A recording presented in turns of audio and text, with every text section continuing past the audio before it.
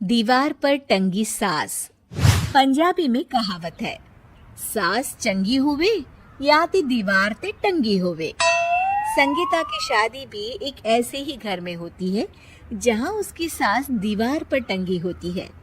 ससुर और पति शादी के पहले दिन उसे सास के फोटो के सामने ले जाते हैं, जहां ससुर जी कहते हैं, बेटा बेटा संगीता, ये तुम्हारी सास थी, बहुत नेक और भली, लेकिन थोड़ी गुस्सैल थी। गुस्सा आने पर सब तहस नहस कर देती थी, पर अब ये इस दुनिया में नहीं है।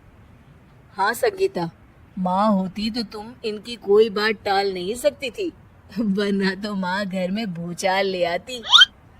संगीता मन में खुश होती है कि अच्छा है कि ऐसी औरत अब इस घर में नहीं है, लेकिन दिखावे के लिए वो जैसी ही सास की फोटो के सामने हाथ जोड़कर खड़ी होती है, ये क्या? सास उसे देखकर मुस्कुराने लगी।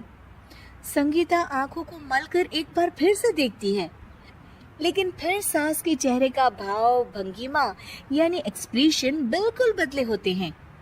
वो अपने पति और ससुर को कहती है, माँ की तस्वीर तो स्माइल कर रही है। ना ना बेटी, ये कैसे संभव है? जरूर तुम्हें कोई गलती हुई होगी, ऐसा कैसे हो सकता है?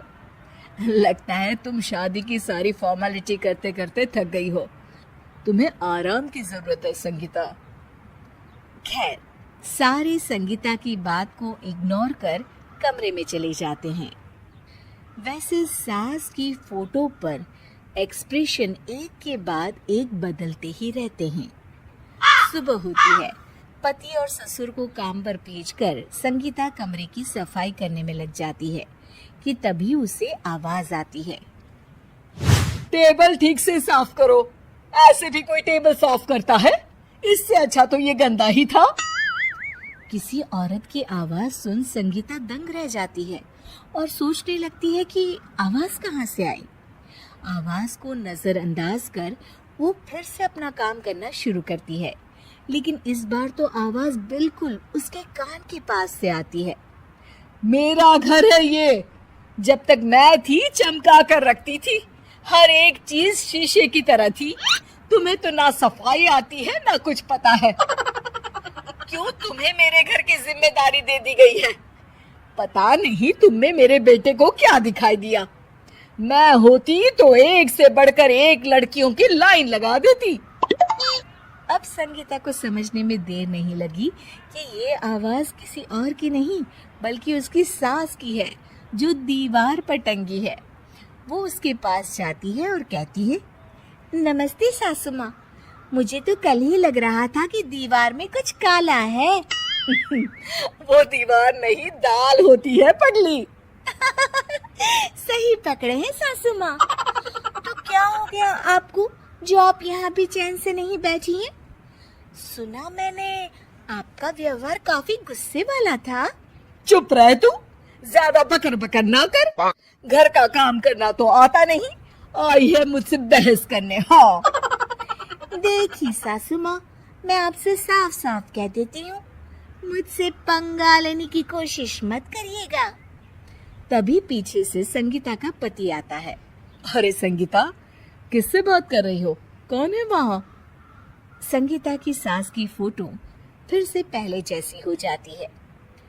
आपकी माँ से कह रही थी कि मुझे काम करना आता। अरे संगीता, माना सास के ताने हर बहू को अच्छे लगते हैं, लेकिन यहाँ तो माँ है ही नहीं, तुम तो फोटो से ही। तुम भी लाजवाब हो संगीता। किसी को विश्वास नहीं होता कि संगीता अपनी मरी हुई सास की फोटो से बात करती है। वहीं आए दिन संगीता की सास संगीता को किसी न किसी बात पर आते जाते ताने देती। संगीता को भी अब सास के तानों और उनसे बात करने की आदत हो गई। वो कभी खानदान की कहानी तो कभी तीज त्योहार कैसे मनाए या किसी व्यंजन की रेसिपी सास से ही पूछती।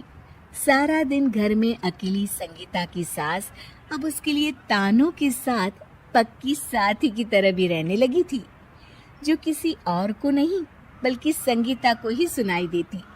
तो देखा आपने, सास बहू का रिश्ता हर रिश्ते से ऊपर होता है, फिर चाहे वो खट्टा हो या मीठा।